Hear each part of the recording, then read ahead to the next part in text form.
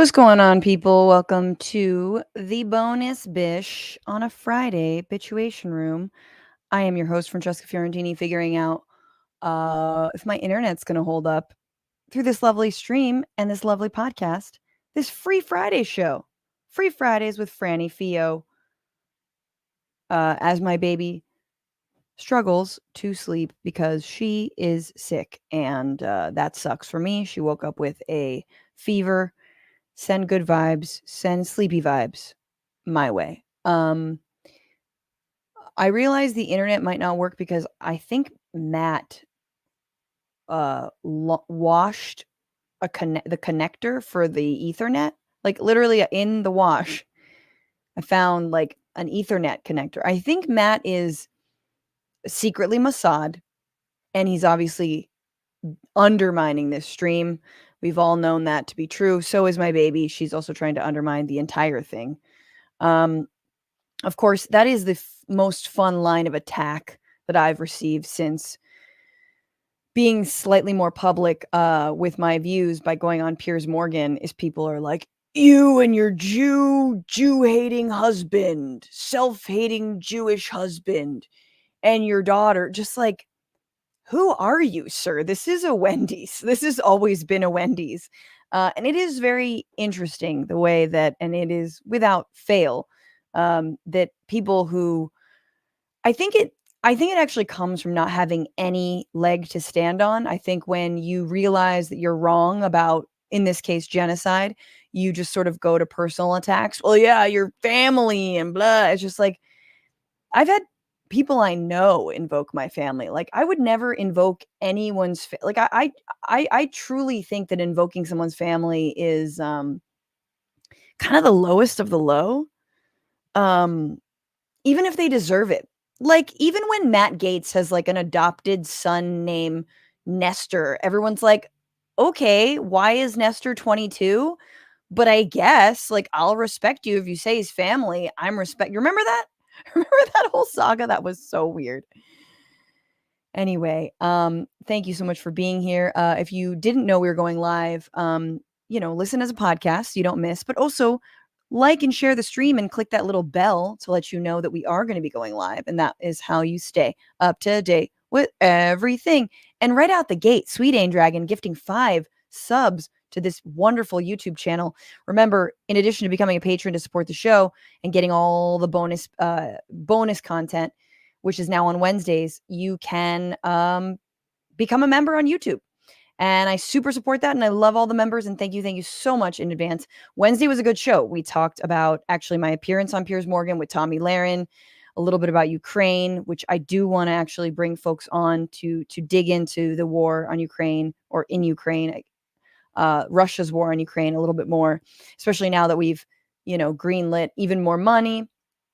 So that was a good conversation. Also, we talked about what did we I'm like, everything is such a blur. We talked a little bit about the students, and we talked as are going to do today. And I feel like we ended on a fun note. Guys, remind me.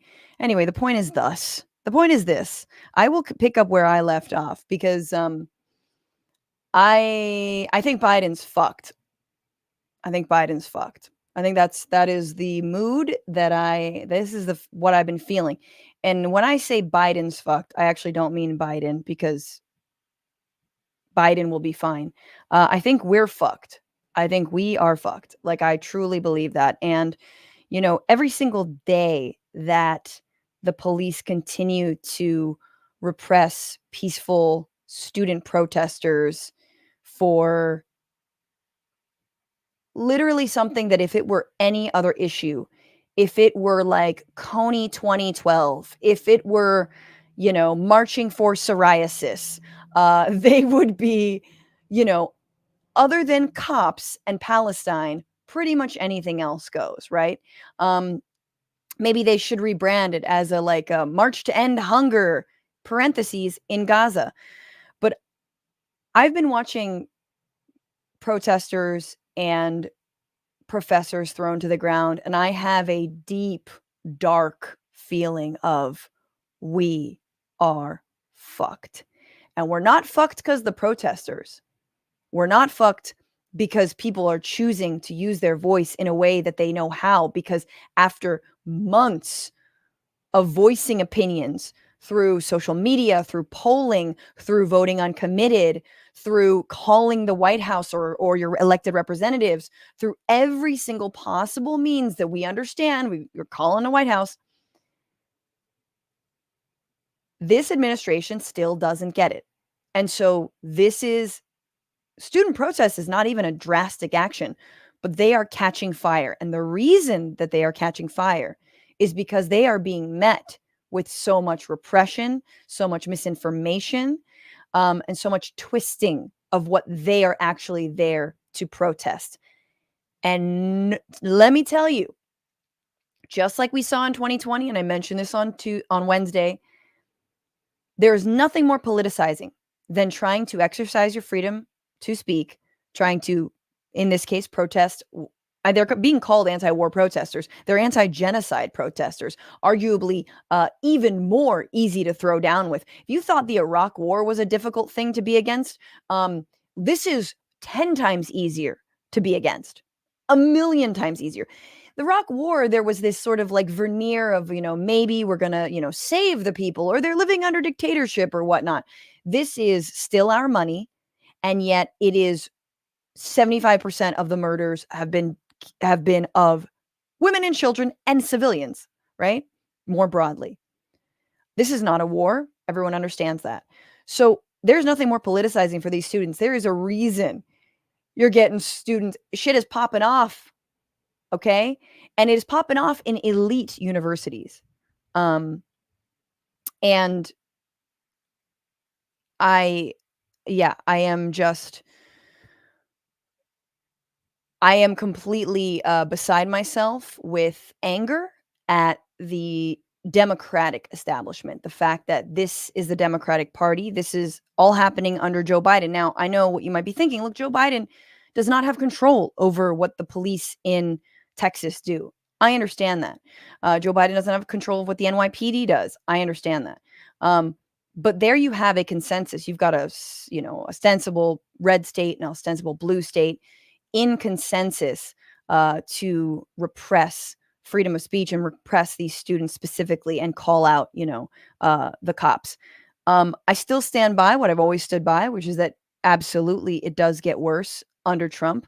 But right now, Joe Biden and the entire Democratic establishment is offering zero leadership on this issue. Instead, they're issuing statements about from the river to the sea, criminalizing them. Instead, they're saying we need to stop anti-Semitism on campus, as if anti-Semitism had anything to do with this issue, or as if Jewish students weren't leading these protests, or as if they weren't arrested en masse during these Passover Seders that are happening in the streets, as in Brooklyn and many other cities. Like, we all see what's happening, and we see you saying fucking nothing. This man is fucking us. Do we understand that? This president is fucking democracy. If he thinks that November is about democracy, he is the biggest barrier to Democrats winning in November. Right now, he is the biggest barrier. I'm telling you. He truly, I feel this in my soul. He needs to step aside. We've been waiting for him to rise to this occasion. We've been waiting, unless there's a press conference happening right now that I'm not aware of. He is fucking us. He is walking us back into the arms of a guy that has 91 criminal indictments.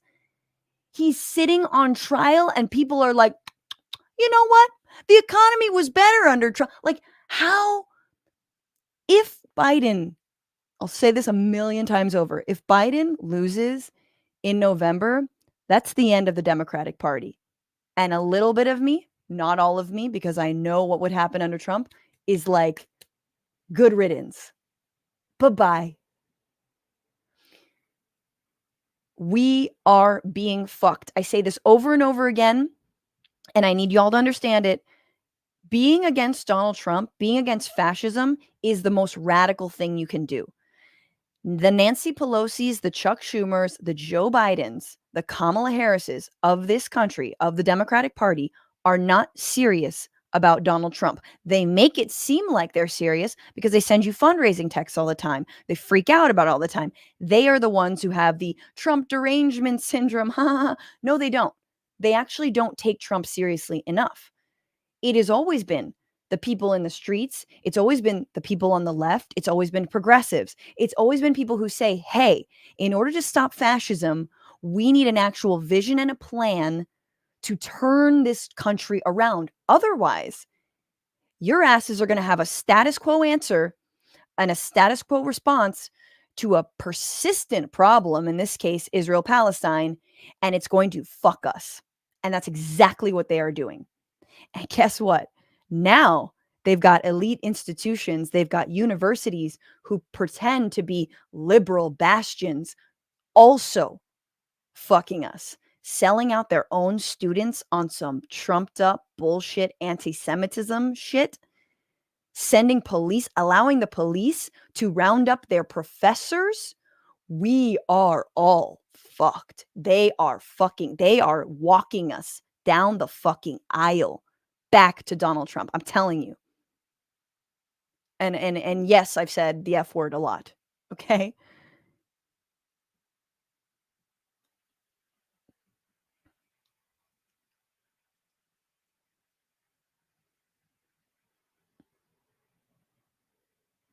Soul Life on YouTube. Dems will blame us. Yeah, they will. But we know the truth. There is no part of me that is resigned to Trump. There's no part of me that relishes in Trump. None of that. I do not want that. But Biden is fucking himself right now, and in turn, fucking all of us. That is what is happening. Now, let me just give you a sense of why I'm so pissed. If you haven't seen some videos, I promise this gets a little bit lighter, but here is Speaker of the House Mike Johnson. Mike Johnson went to Columbia University because this dude is trying to actually use this to his political advantage, right? You know who's not using this to their political advantage? Joe Biden. Columbia University has become the new border. Everyone just shows up. Yeah, what you doing? Whatever. Like, just go to the fucking border, right? Hey, you want to jumpstart your political career? Things don't look so good. Go to the border. That's what Columbia University is right now. So here he is. I'm assuming flanked by New York Republicans, and he's speaking, and it's very fun because he's being completely heckled. And of course, this is Fox News. The Chiron says Johnson speaks after meeting with Jewish students. Sure, I'm sure all of the students were there, including one who I'm going to dig into in a little bit. So here he is, and I'm so glad he was heckled. But I just want to say, before I play this clip, that it enrages me that, like, how do you beat this? Like, if your policies are what is going on, if your belief is that what is going on in Columbia and on dozens of campuses around this country is actually anti-Semitic, how do you beat what Mike Johnson is doing? He's running to the he's running to the right of you, clearly. There's no way to beat it. Democrats have done this for so long. When John Kerry was running for president, I'm going to kill Osama deader than dead, right? I'm going to do it. I'm going to kill him. I'm going to go even harder on the terrorists. Didn't win. Why? Because you can't go harder than George W. Bush. Like, there was just impossible. He was like, I literally don't care who dies. I drink the blood myself. Like, there's no way to beat that, you know? I don't know if it's time for a W impression, but it could be. What's Biden doing? Is he going to just do the same thing? Is this going to be sort of a Trump Biden who's going to show up at the UAW plant like moment? Is that? I wish it were that. But so anyway, here's Johnson. And today I'm here to proclaim to all those who gnash their teeth and demand to wipe the state of Israel off the map and attack our innocent Jewish students, this simple truth: neither Israel nor these Jewish students on this campus will ever stand alone. Today, Hamas issued an endorsement statement of the protesters on this campus. They called them the future leaders of America. It is detestable. They are. All of this has to be said because the cherished traditions of the university are being overtaken right now by radical and extreme ideologies. They place a target on the backs of Jewish students in the United States and here on this campus. A growing number of students have chanted in support of terrorists. They have chased down Jewish students. They Sure. have mocked them and reviled them. They have shouted racial epithets. They have screamed at those who bear the Star of David. They're saying we can't Enjoy hear your you. free speech. Enjoy your free speech. Enjoy your free speech while you have it, because when Trump comes back, I'm gonna be a real boy. So that's Mike Johnson again, parroting all the same lines, doing the same shit, using Columbia as a staging ground. Again, how do you run against that? How do you if you are a rabid Zionist, like, you can't beat them. And let me tell you right now what is going on. All of a sudden, the supposed liberal establishment that has been telling us that, actually, we believe in reason, we believe in democracy, we believe in the separation of church and state, we believe in like a pluralistic society, we believe in celebration of all genders, ethnicities, identities. All of that is bullshit. And that's again why I say that real identity politics is radical as shit, okay?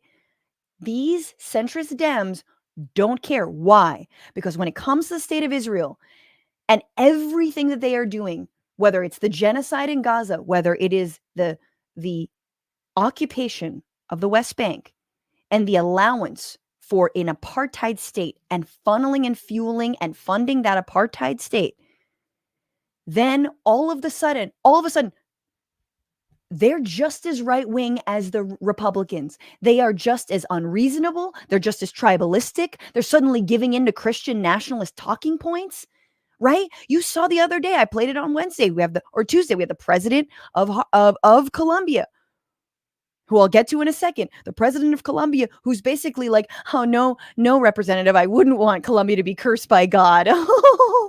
Bitch, he's not lying. Why are all these supposed, we still believe the Enlightenment was a good thing, Democrats crumbling before this ethno-nationalist, tribalist, psycho shit that Christian Zionists and Christian nationalists like Mike Johnson are using for their own benefit? They're frothing at the mouth. They love Israel. If they don't love Israel because they foresee in their prophecy, their Christian prophecy, the death of basically Jews have to go there so that Jesus comes back, and then a third of them will convert, and then 2/3 of them will be killed. I believe that's how it goes, which is, hey, sounds pretty fucking anti-Semitic to me. Or number two, they love Israel because Israel's an ethno-nationalist state that it's centered. They've got a religious symbol on their flag.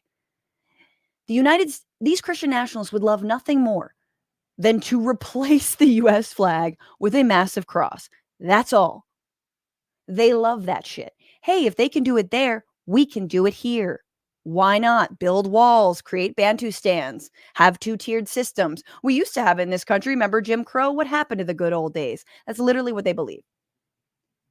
So how is it that our bastions of reason, universities, are suddenly giving in to an incredibly backwards ideology? And that's what the students are protesting. They fucking know that.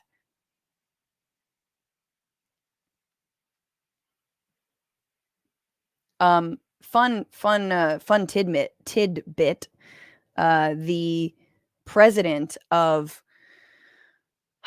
Colombia is facing censure by her own. I don't have more like breath to be angry at this. The Colombia president faces key vote of censure from faculty as protests continue nationwide. Now, wanna bet that is because she's being seen as being too light on everything that's going on, right? Mike Johnson and other Republicans are calling on her to resign And guess what? I bet you anything she resigns. Just like the president of Harvard, just like the president of UPenn, I bet you anything that she resigns. And oh, look, fun little tidbit. Another woman of color. Another woman of color. Don't you see what's happening? Don't you see that the inches that you give to the fascist right is your own undoing? That by resigning, that by crumbling, that by shaking like a freaking leaf in the halls of Congress, that you are ultimately saying it is okay to silence these protesters, especially Arab Muslim protesters, especially Black and brown protesters, especially women, queer people. It's okay to do what you're doing. It's okay to tase students, as we've been seeing. It's okay to do that. And then somehow they're not coming for you, Miss DEI, because that's how they see you. That's truly how they see you. We understand that you're actually part of the elite. But they see you as DEI. It's their own fucking undoing. This whole thing it's wild. I almost want to go back to school to fucking write a dissertation about this shit. This shit is wild. Anyway, I'm sorry I don't have a little bit more on exactly what happened there, but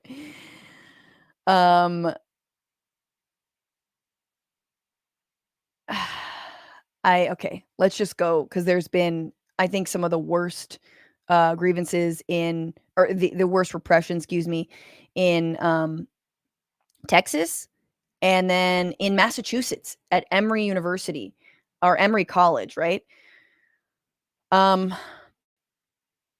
Now, I obviously want to name that this is a white woman. This is a white professor, but she apparently went up to police who were arresting students at Emory and was like, "What's going on? What are you doing?" And then was summarily manhandled by the cops herself and thrown to the ground. If you are listening, she is talking, she is asking what's going on, and in one fell swoop, this guy just pulls her arm behind her back and pushes her to the ground.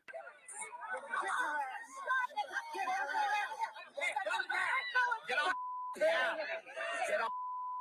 on the ground, I said.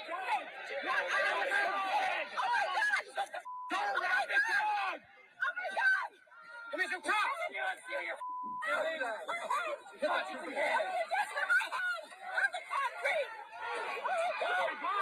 Oh my God! You people are fascists. You are Hitler. You are having God. Shame on you. May you never live another day.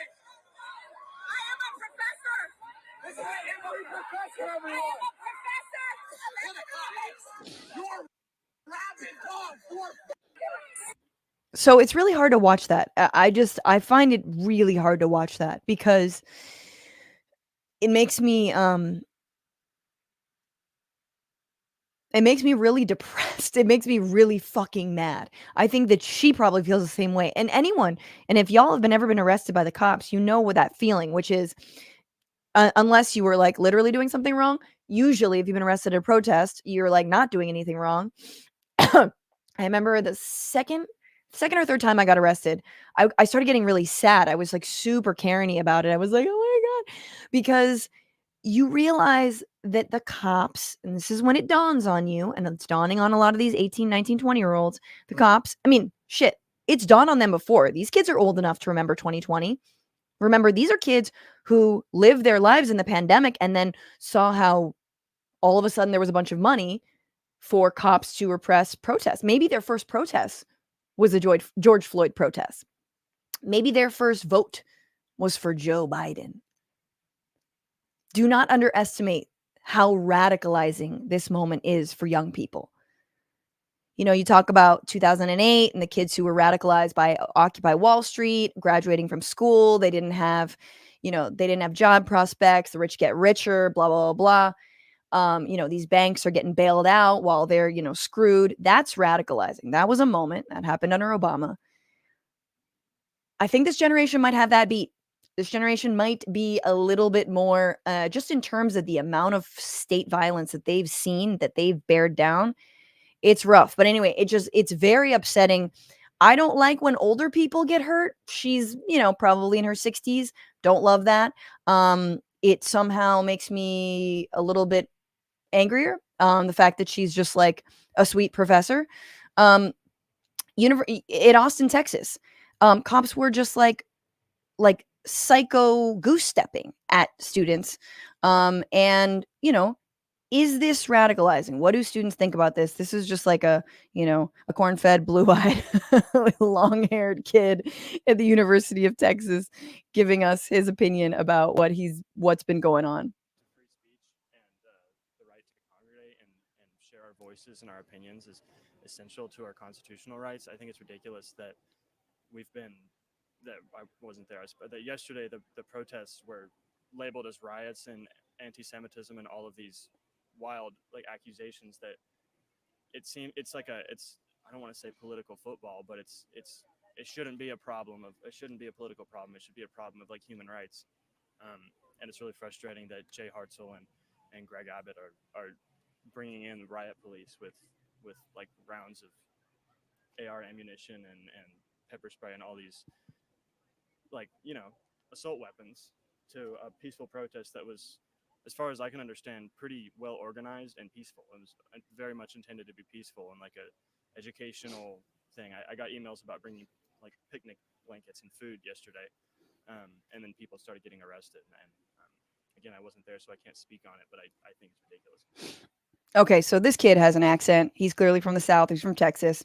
He, again, blonde, blue-eyed, got an email about there being picnics and bringing blankets. These are the kids that are being told are radical, right? And I say blonde, blue-eyed because 9 times out of 10, a lot of the students that have been demonized, we saw at Columbia, are Black and brown students and are the Arab and Muslim students who are leading these protests, Palestinian students. But there you got a #ally who's like, this is ridiculous. And it's just, again, wildly politicizing and so fucking disappointing. The radio silence from students, or sorry, from Biden. Sorry, students. I've been looking at the next thing I got to go to. This is just, good old NPR. Pro-Palestinian campus protesters face looming deadlines and risk of arrest, right? All of this is they're imposing these random deadlines. Oh, you better leave or else. Yeah, or else what? Every time you're repressing, you're tripping off another protest, another campus to do the same. Many turning chaotic, they said, as police arrived to disperse crowds. Thank you, NPR, for not saying they turned violent. Maybe you should say they turned violent as police started the violence. Students, activists nationwide appeared determined to show their support for Gaza and push their universities to divest from companies with ties to Israel who otherwise profit from its war with Hamas. Let's go back. Columbia University arrested 100 people. Undeterred protesters then built a larger encampment on an adjacent quad, prompting the school to switch to hybrid learning for the remainder of the semester. My God, the remainder of the semester. What fucking cow. You realize what they could do? Do you understand what the option is? The option for these universities and colleges that are currently shutting down schools and going remote and preventing all the students from learning, the other option is just letting them be. Just let them be. Let them stay there. They're not actually in your building. At least in Columbia, they're not. In some places, they are occupying buildings, and God bless them. But you could just let them be. Go to and from class. You moved to remote learning because you couldn't let an encampment just chill there for a couple weeks. So cowardly.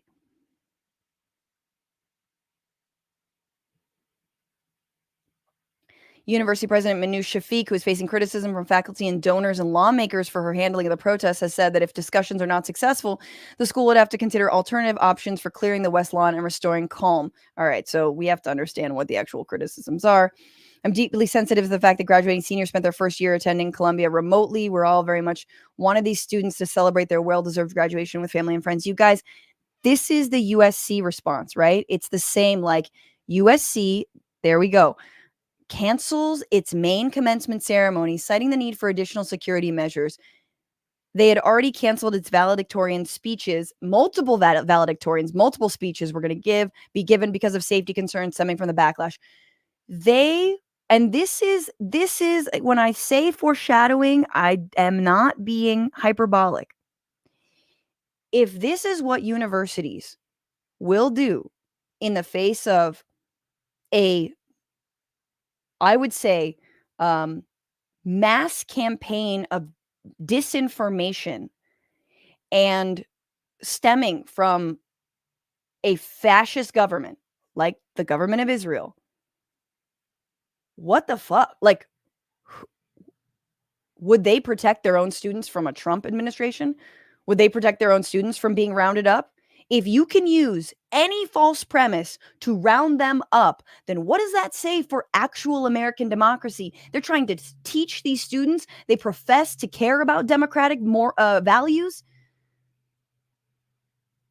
But no, they're willing to self-cancel. I mean, Tucker Carlson is in his mom's basement just cackling right now. He's sitting in front of his untouched, woodworking desk, just beating it. I mean, dude is so happy. This is a dream come true for the right.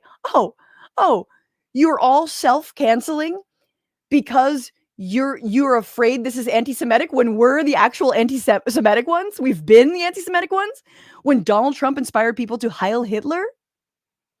This is, I mean, they are breaking out the popcorn right now as we self-cancel.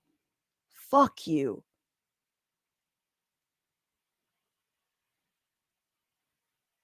Anyway, let's keep going. More than 500 protesters have been arrested. Ohio State University, University of Minnesota, Indiana University on Thursday joining the fast-growing list of demonstrators who've been detained by police nationwide. That same day, 2 graduate students were arrested at Princeton for setting up encampments in violation of school policy, while more than 24 others were arrested at Emory in Atlanta. Sorry, I don't know why I said Massachusetts. Atlanta. Forgive me. I don't know where shit is. I don't know. Where participants were also protesting at a police training facility nicknamed Cop City. At Emory University in Atlanta, protesters, including students from other Atlanta universities and area activists, clashed with state, city, and university law enforcement on campus. Videos show social media videos show officers using tear gas, tasers, handcuffs to detain protesters, including faculty members. Cheryl Elliott, Emory's vice president for public safety, said in a statement Thursday that the university called in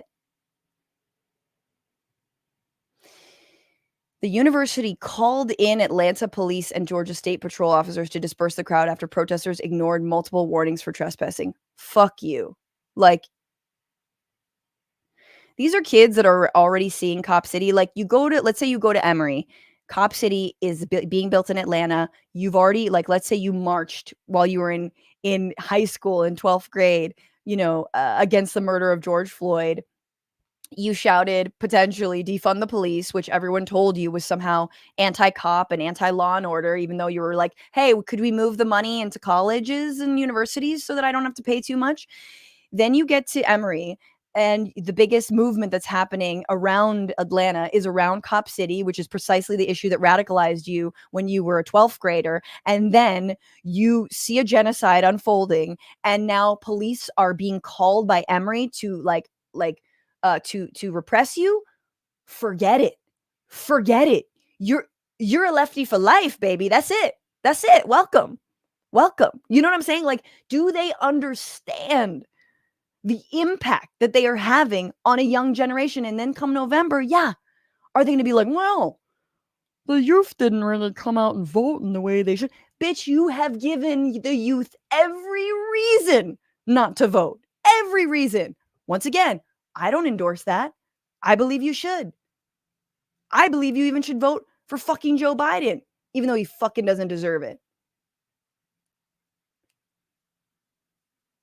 But I just tracked for you, I am sure, what freshman and sophomore Emory students are feeling right now.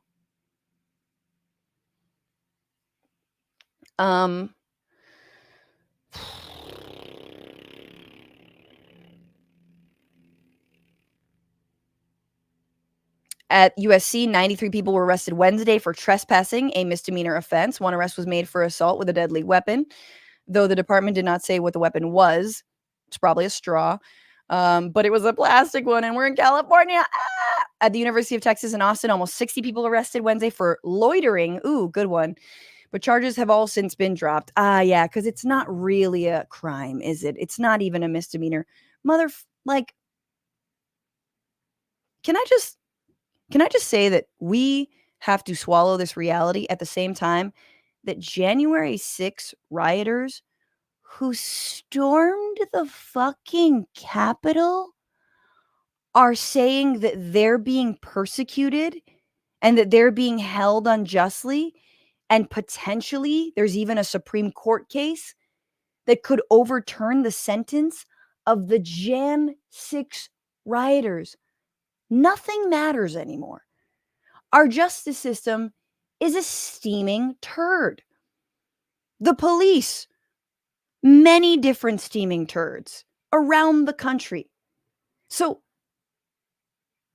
when I say that if the Jan 6 rioters were all women, were all people of color, were all Muslim, or were just a little bit more diverse than moccasined boat dads who shut their shop in town, their small business, to take a first-class flight to go overthrow the government, like, understand that if they were anyone but them, they would have been killed. They would have been massacred.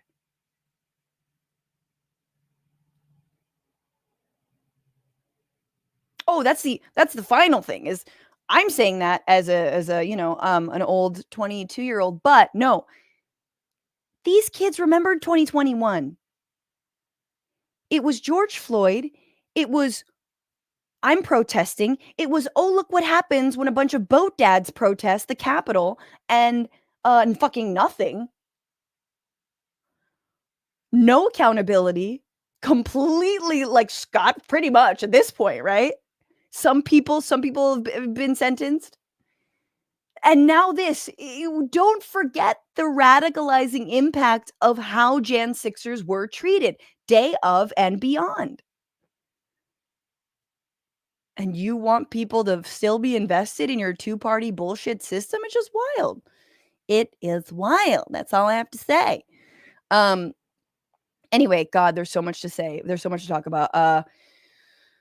There was obviously a reporter outside the University of Texas, Austin, who was arrested. He happened to be Latino. There is good stuff, though. There is fun stuff. Before we move on, let's just give a little dose of this, and then I guess I will move on. Hang on.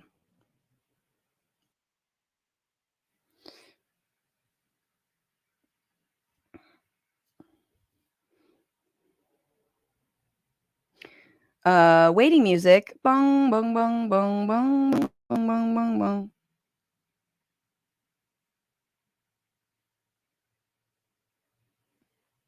bong. This is Lazaro. So everybody, we are all Lazaro. Let's just say model dad, model citizen, amazing man. Here he is outside of USC. Yeah, I'm here with Lazaro Abuelo. You are a father of a student at USC who's here. Tell me why you're on campus. You also said you're a Los Angeles resident. I am here to support my daughter. She's studying here, and they're protesting against the genocide. And that's why I am against the genocide. My family is against the genocide. We think that no kid deserves to be killed. But why did you come down to campus? Yeah, because my daughter started organizing too.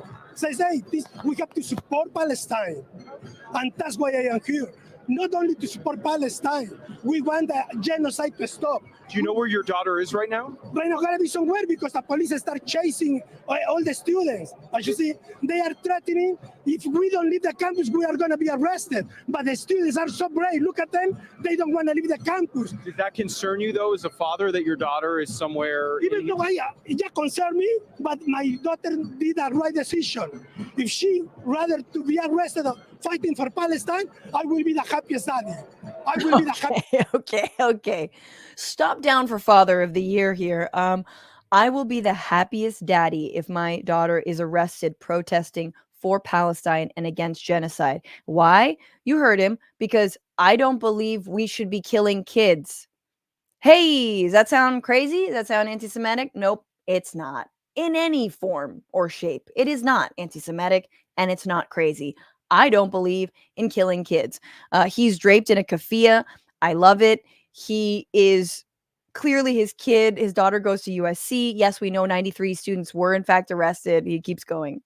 Daddy, if she's doing the right thing, and I know she's doing the right thing. If the police arrest me now, I am willing to go with the students. I have no problem, because what I am doing is the right thing, fighting against a genocide. I have kids, not only the teenagers, I have a 7 years old, and I imagine being a father in Palestine to see my kid be assassinated by Israel. That's not good. We are humanity. This is not a matter of religion, political, no. We are humans. We cannot support any genocide. Well, we will let you go and find your. As humans, and this is, you heard the exact same thing. So this is a dad, he's wearing USC gear draped in a keffiyeh, which is just amazing. So he's like, hey, proud Trojan, also pro-Palestinian. And then you heard a student from University of Texas. What did they both have in common? They both said, this is about humanity. This isn't political. And I'm just like, and yet, look at how no politician in leadership is speaking to these concerns. There is no real movement on any level of any of our representatives to support and stand by these students. I mean, you could slice this a million different ways. But the way political pundits are focused on is, how does this impact November? It fucks November. It fucks November for Biden. Look at these potential voters. You think Biden, the window is closing, my friends. The window for Biden to actually do fuck all is completely closing. If it ever exists, I think all the windows are closed. He could maybe crank one open if he wants. As he fucking hotboxes us with his Zionism. I'm going to keep this metaphor going, you know. I do just want to point out, look, I've been on Piers Morgan a little bit, and I've been watching Piers Morgan because my friends have also gone on Piers Morgan, like Wajahat Ali, who was recently on earlier this week, I think the same day that I was on. And he's on with this student who claims that, student's name is Sahar, who claims that she was attacked by a flag and stabbed in the eye and that she had to go to the hospital. Here she is. Sure. So I went to a large anti-Semitic campus rally on Saturday night to document the protest with another visibly Jewish friend. He wears a black hat and tzitzit, which are ritual fringes, and has a beard. And I dress in ritually modest clothing and wear a Star of David. And we were immediately identified by protest organizers as, I guess, the enemy. And so they blockaded us by creating a human blockade, as in standing in a line with their arms linked in front of us. And eventually Netanel and I were separated, and so each of us were assigned separate human blockades made of protest organizers that taunted us and waved flashlights in our face. And as the other 500 anti-Semitic students at the rally noticed us and identified us, they joined in on the taunting. And so I was encircled by 500 students who were singing and dancing against the Jewish people in a circle around this plaza at Yale, basically the central plaza on our campus. Singing and dancing against the Jewish people is amazing. She's also talking about Jews. So I just want to name like briefly what she's saying. So when you have counter protesters at your protest, especially, and guys, don't get it twisted. If you, progressive, went to a neo-Nazi rally with, you know, I don't know, your face covered. Let's say you're part of Antifa. Antifa is there to stir trouble. That's what they do. In my opinion, it's good trouble, because fuck fascists. But that's what counter protesters do. We understand that. They go there, they look for this shit. And ooh, lo and behold, they're on Piers Morgan and a bunch of other news outlets, and her stories being regurgitated. So, what do security at a lot of protests that you go to, what do they say to do? They say don't engage, right? Don't yell, don't have a back and forth, don't give them what they want. However, if you form like a little bit of a wall in front of them, encircle them, and basically ignore them, it diffuses the situation, and they don't like it. Clearly, they don't like it. But she's painting this as if it's violence. Do you guys understand what's happening? So there's two different ways to go about it. If there's a counter protester, you could get up in their face and yell and scream and punch and whatnot, blah, blah. And I know there have been some instances. I do believe that some of those folks have been provocateurs, but I'm just telling you, the other option is to say, look, I can't physically remove this person, so we're going to create like this wall around them, and it works, and it's worked many, many times. And that is exactly what was happening. It was a coordinated de-escalatory move around a counter protester who went to the Palestine march looking for a fucking viral moment, right? And she found one. And as they taunted me and waved their middle finger in my face and waved their keffiyehs in my face, one of them took his Palestinian flag, waved it in my face, and then jabbed me in the left eye. And you ended up going to hospital for treatment for this? I did. So first, I tried to run after the assailant. It was extremely disorienting, and the human blockade continued to stand in front of me to prevent me from holding the student accountable and to protect the student from receiving consequences for assaulting me. And so then I went to the police, who called an ambulance. The EMT checked me out, and then the EMT said, we should take you to the hospital. And so I went to the hospital. Okay. As Schmegley on YouTube's pointing out, she didn't even have the sense to wear an eye patch. This is some lazy ass Hasbara. Indeed, which eye? Which eye, my girl? She's probably like, it was the. Now look, when you're on a panel with this, like what? She's 19 years old, and she's telling you this sob story that is full of like they're anti-Semitic. Like, Crystal Ball and Wajahat are basically like, I'm sorry that happened to you. I hope that person that you get justice in this assault case. Because like, what else are they going to say, right? And Piers wouldn't have it any other way. He'd freak out. But so if you dig a little further and you see the video that she's actually been floating and putting out there, and I apologize, this is the only thing that I could the only video that I could find. If you're listening, she's filming, and people are marching around her. And one guy, I will grant her this, appears to do a little Palestine flag in her face. So a little fee, just like a little fairy dust, like, like sprinkle some of that justice, spiggity. There's a sprinkle moment. But was she stabbed in the eye? No, but you can hear her reaction to being sprinkled with some of that truth.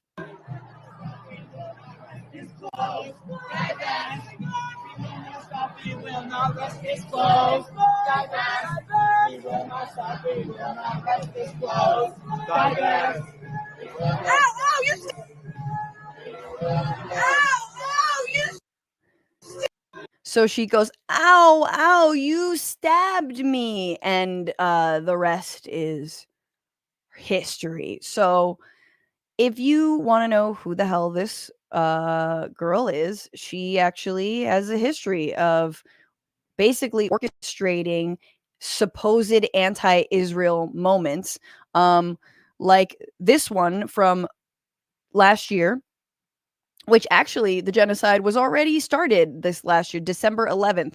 At Yale, the years-old popular Israeli couscous salad with spinach and tomatoes has been renamed in our dining halls the exact same dish, but without the word Israeli. Remember this? Remember when this was going viral and people were freaking out about it? And then, of course, people had to point out, no, Victor Kagan says, no, good afternoon from a Yale dining hall. Israeli couscous salad with spinach and tomatoes, still there. Now, by the way, just as an aside, have you guys ever, I didn't go to an Ivy League, but have you ever visited a friend who went to an Ivy League and you go to their dining hall and you're like, fuck, fuck, I should have gotten a better SAT score. Because this Yale salad bar is so nice. And it's the most Zionist Karen of all Zionist Karens to be like, you erased my couscous salad that is probably debatably Israeli. Most foods have been stolen from Palestinians.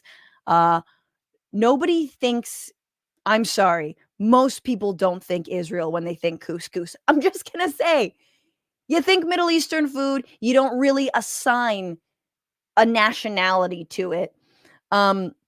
But yeah, this went viral before. And again, it is par for the course with a lot of these Zionist plants that manufacture outrage around something that is supposedly anti-Semitic or anti-Israel, or who cares because it's the same thing.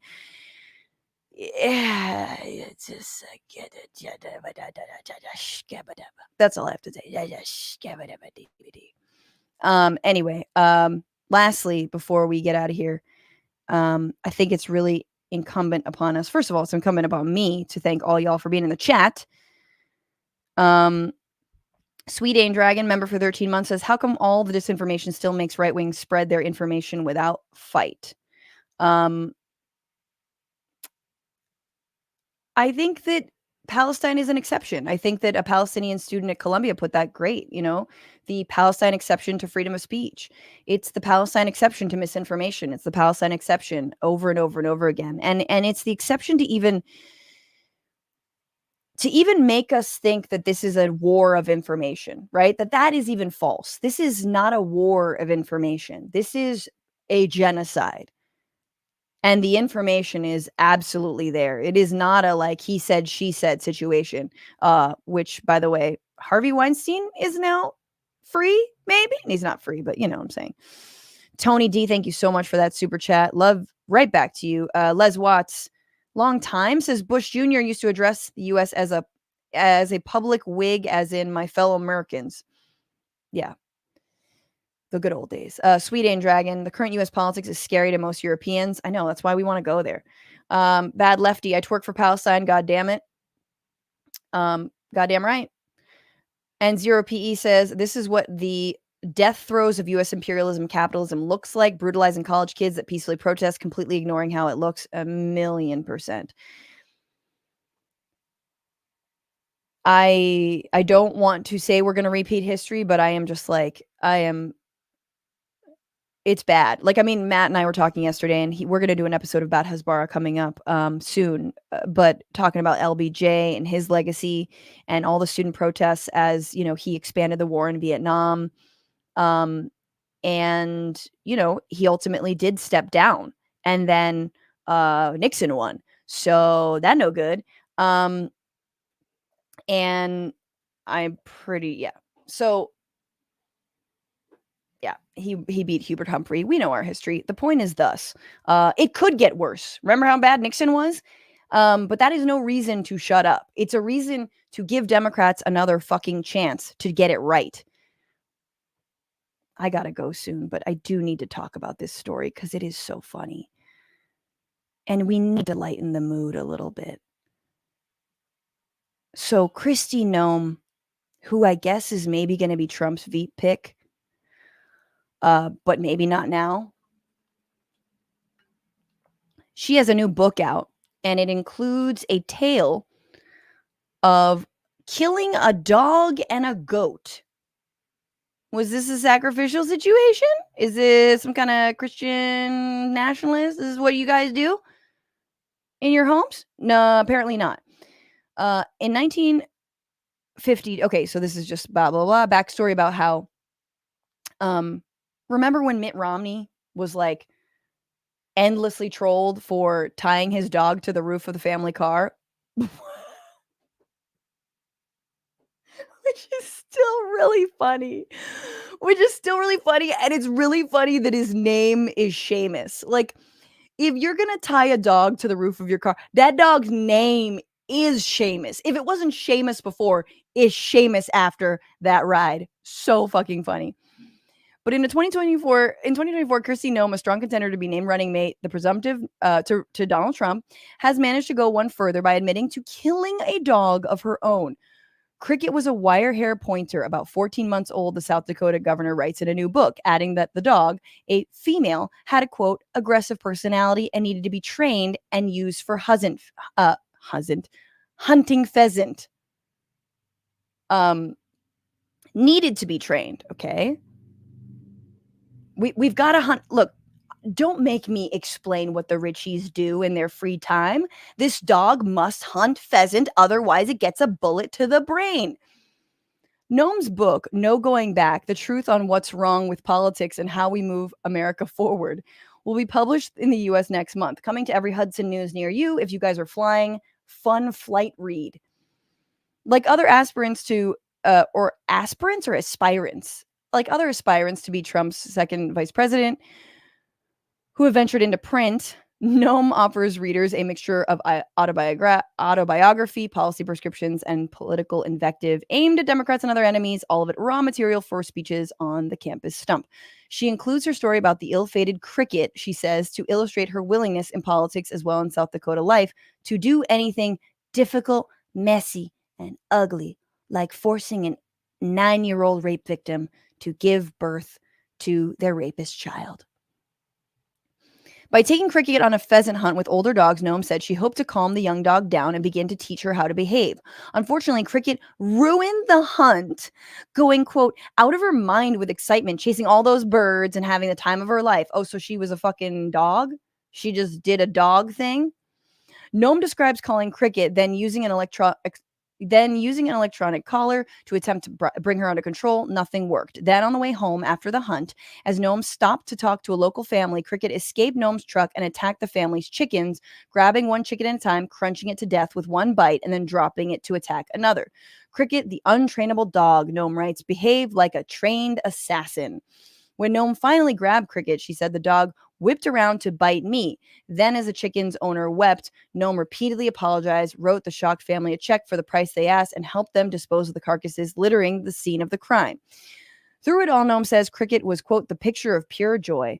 I hated that dog, Noem writes, adding that Cricket had proven herself untrainable, dangerous to anyone she came in contact with, and, quote, less than worthless as a hunting dog. Now, look, I'm not a dog person. Even I'm not a dog person. Like, I truly am not. So my answer to this is like, good luck with that. But my answer is not kill it. My answer is like, I'm pretty sure Cesar could deal with this situation. Don't you have enough money to hire the dog whisperer? You need to, maybe you are not alpha enough, Kristi Noem, for this dog. But Cesar knows. Maybe if you weren't trying to deport him, he could help you. At that moment, Noem says, I realized I had to put her down. Noem, one day, she just had a wild one. Noem, who also, she slept with Corey Lewandowski. Like anyone in their fucking right mind, like who the fuck has an affair with Corey Lewandowski? Look at that fool. Noem, who also represented her state in Congress for 8 years, got her gun and led Cricket to a gravel pit. It was not a pleasant job, she writes, but it had to be done. And after it was over, I realized another unpleasant job needed to be done. Incredibly, Noem's tale of slaughter is not finished. So she kills the dog and is like, you know what? That felt good. Let's keep going. Her family, she writes, also owned a male goat that was nasty and mean because it had not been castrated. Further, the goat smelled disgusting, musky, and rancid and loved to chase Noem's children, knocking them down and ruining their clothes. So it was a goat. It ruined their clothes. I love this Tide commercial. You know how goats and kids be. When the goat is just chasing my kids and then they fall down and you got to get your Glock. That's why I choose Tide. Like, what the fuck?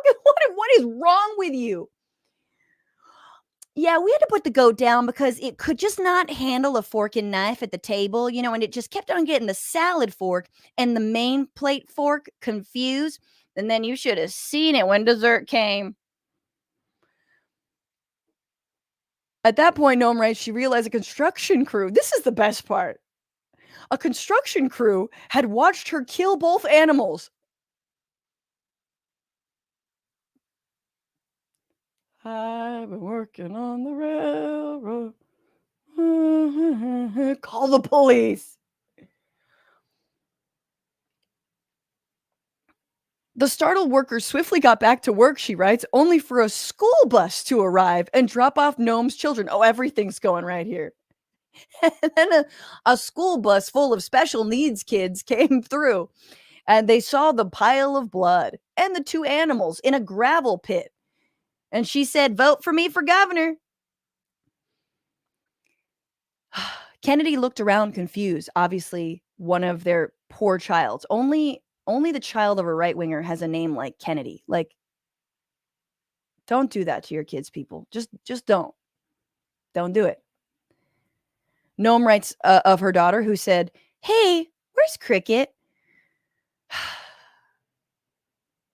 Now I have to read this book. See this, I see what they've done. Anyway, Noem has a response. So in case you think that she's just gonna let this slide, she just tweeted today, we love animals. Debatable, Kristi. But tough decisions like this happen all the time on a farm. Sadly, we just had to put down 3 horses a few weeks ago that had not properly been potty trained.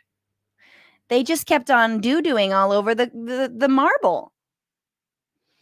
That had been in our family for 25 years. That's so different than a fucking 14-month-old dog. If you want more real, honest, and politically incorrect stories that'll have the media gasping, like how I once choked a baby to death, pre-order No Going Back. I will club a baby seal at our book launch. Yay! Just like, imagine if this were a Democrat. If this were AOC. AOC was reamed for dancing in a college video. Just dancing. Full clothes. Just happy. Not no booty shots. No twerking. Just regular dancing. It was an ode to the Breakfast Club, which is how I know that if AOC actually met me, actually we have met and she gave me a big hug, but girl needs to come on this fucking podcast. You know what I'm saying? If this were anyone else, they would be destroyed over this. But anyway, we'll see. I do feel, and Donald Trump has, in the last couple days, lambasted former Attorney General Bill Barr for predictably coming around to decide to vote for him in November. This is just prime Trump stuff. This is prime stuff that Trump would be making fun of if he didn't maybe want to make Noem his running mate and thought she was like, a 9.5 or whatever. Cassandra Capranica, best double C name in the world, says, here are a few bucks for sandpaper. Keep that tongue sharp. I don't know what the sandpaper is for. Maybe it's because I've been swearing so much. What does that mean, Cassandra? Help me. Robert says, if you're not angry, you're not paying attention, or maybe you're just really stoned, in which case, could you hook me up? Honestly. Sunset Lake CBD, everybody, or CBD. It's not. There's Delta 9 gummies, though, which do hit. So coupon code FRANTIFA, holler at it. Bad Lefty, thank you for being a member, says, I have a doggy poem by Seamus. I'm not a pheasant hunter. I do not like to hunt, and now I'm hunting nothing because my owner was... I think I got to read that better. I'm not a pheasant hunter. I do not like to hunt, and now I'm hunting nothing because my owner was a cunt. That is so funny. Bad Lefty, I don't have a gift for you, but I love that. You are the best. You win. And next to Jody Odell, who gifted 5 memberships. Thank you so much, Jody. That is so nice of you. Everybody get on that. Appreciate you. And let me see if I got my people over on Twitch here. Twitch is a little quiet today. A little quiet. What gives? Gatsby Cat 22 is here. Oh, and the Schmoopy Dragon's here. Crotchy's here. But thank you guys so much. I will be on the main show on the Young Turks this afternoon. But if you're listening in the future, thank you so much. This again is a free show. And if you want to support and get more bonus solo stream content like this, become a patron. Patreon.com/bituationroom is how you do that. $5, $10 a month, or gets you a shout out. Yes, $10 a month. That's it. That's it. That's the price of a coffee in an expensive city overrun by Democrats and cops. No, it's not quite. It was like a coffee and a croissant or something. But please support the show. You can become a member on YouTube. You can become a member on Twitch. I'm eventually going to speak correctly. But for now, I hope my baby slept. I will see you all Tuesday. We have another great show. Who's in the Anthony Atamanik, comedian Anthony Atamanik is back. It's going to be so good. So do not miss it. But I will see you then. Have a great weekend. Bye.